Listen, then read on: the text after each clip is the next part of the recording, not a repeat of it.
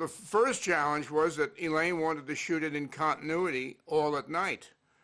So we didn't shoot it in continuity all at night, but that opening sequence in the hotel room was a defunct Warwick Hotel. We shot it at night. We shot everything at night. Obviously, not only the exteriors, but the interiors were shot at night. All the hotel rooms, because you saw out the window, but the bathroom, when he goes to see his girlfriends, everything was completely shot at night. We ended up shooting 110 nights for nights, 60 in Philadelphia and 50 in Los Angeles, because we had to break for Peter Falk to do a Columbo.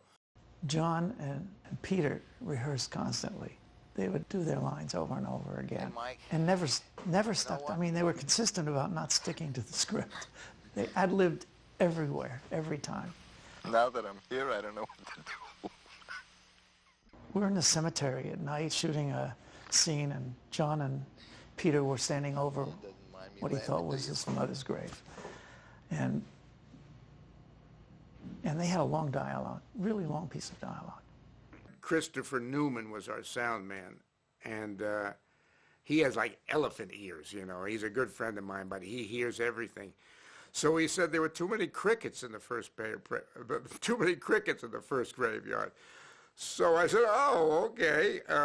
So Elaine said, well, let's go to another graveyard. I said, well, won't there be crickets in the second graveyard? I don't care, I want to go to another graveyard. So the next night we went to another graveyard, and of course there were crickets, you know. And it was maybe 4 minutes worth of film.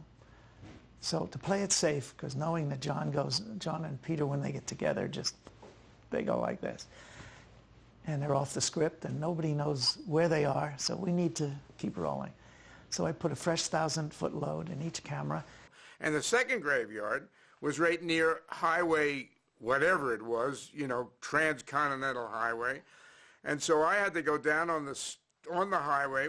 The PAs wouldn't go down there because guys are going like 50 miles an hour going through Philadelphia. So I would go down there with a coffee container and a little table, and I had someone else finally at the other end with a walkie-talkie, and every time we rolled, I would stop these monstrous trucks, give them some coffee, and of course every take was 10 minutes. Chris Newman, the same sound man, put a microphone, not like you did on me, put the microphone on his tie, on Peter Falk's tie. And so I go up to him and I said, I see the microphone. He said, oh, it's so dark in here you won't see the microphone. Okay, we shot it. I said, we won't see it? Okay, we won't see it. We start to roll the scene, and the guys start going, and they're sticking to the script, till we're about 6 minutes in. And John and Peter start to ad-lib. This was really very soft butter, this script, you know. It was constantly changing. And the script supervisor runs to Elaine, and she taps her on the shoulder, because we're rolling sound, right? Elaine, they're not following the script. It's wonderful, she said. I tapped Elaine on the shoulder. I said, there's 1 minute left in the camera. She said, don't cut the camera. And she said it loud enough for the whole crew to hear. And of course, tee-hee, everybody's starting to giggle because they know how silly it was. And of course, my first assistant said, he's out, he's out. And he goes like this because he heard her say, don't cut the camera. And I gave him the cut sign. John and Peter are going great guns out there. And Elaine is entranced. She is into it. I mean, that's her whole soul, is acting. And I think she forgot for the moment where she was or what was happening. Just about the 14-minute mark, John looks up at Peter and he said, we're out here a long time. He said, they only have 10 minutes of film in the magazines. How long do you figure we're out here? But he makes it, to her it sounded like they were still ad-libbing dialogue for the movie. And Peter says, I don't know about that stuff. And John says to Elaine, what's going on? We're out here too long. She says, don't do that, John. This is such a beautiful scene. I want you guys just keep going and do what you have to do. John says, no, we're finished. There can't be film in the camera. Doesn't matter, I want you to finish the scene.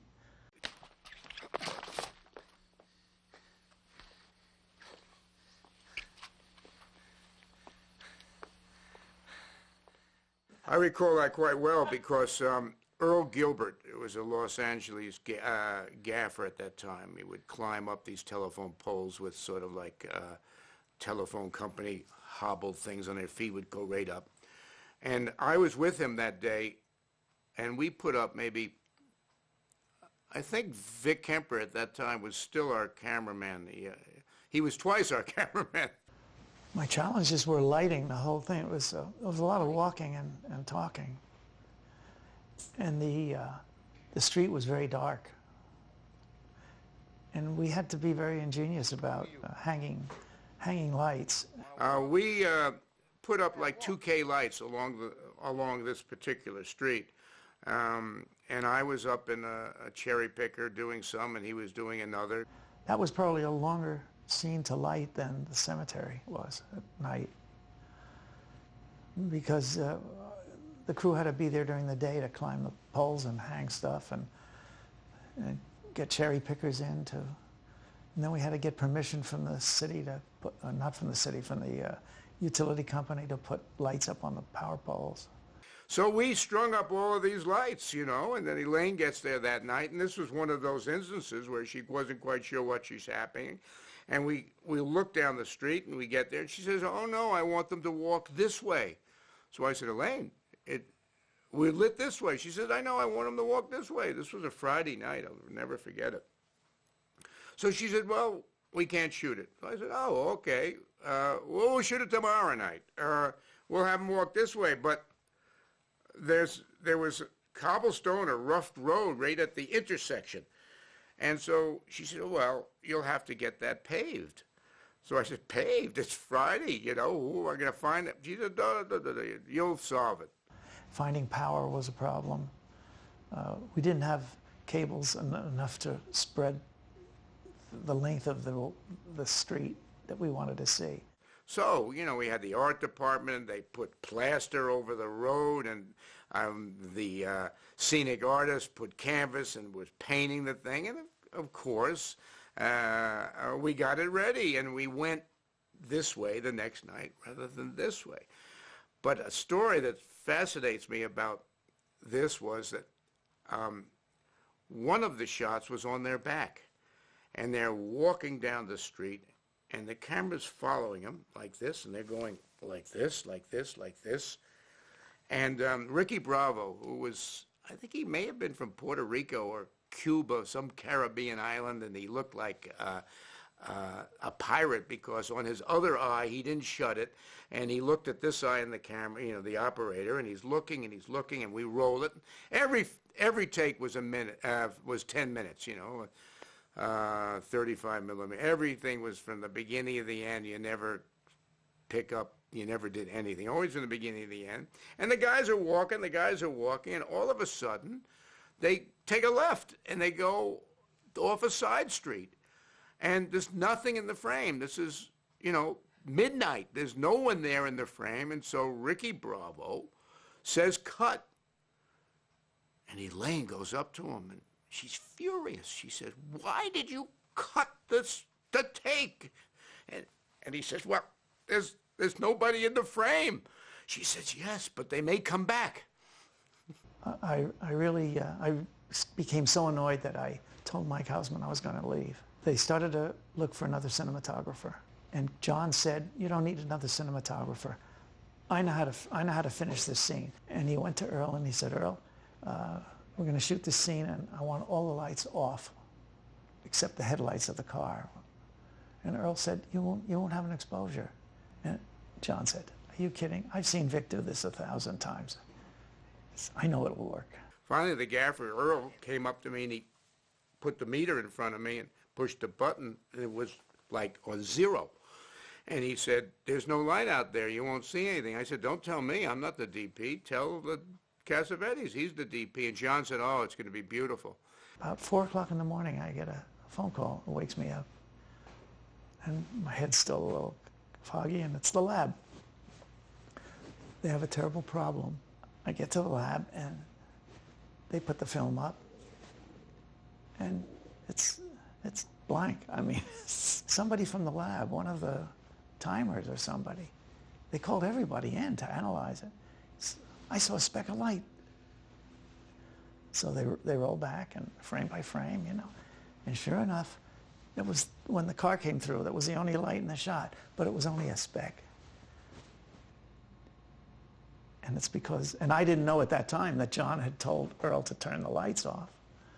After that, Michael went back to Elaine and said, if I can get Vic to come back, would you like that? She said, yes, I would. But now, during all this time, they've shot another night without me because John said that the lab screwed up. And of course, now they have another night, the whole night of shooting with no image on the film. That's the story of how tragedies happen. Barry Diller says, I have to see Mikey and Nicky. It's been 2.5 years, no more money until I see the movie. And she said, you know, I'm having a problem. She said, you know, the film's very difficult to cut, and I know I'm missing some footage. I said, really, what is that footage that you're missing? How could it be missing? She says, remember when we were shooting in the cemetery when John and Peter were standing over the grave of his mother, and you tapped me to tell me that you were rolling out? I said, yes, I remember it very well. She said, I know we have footage over and above what I saw.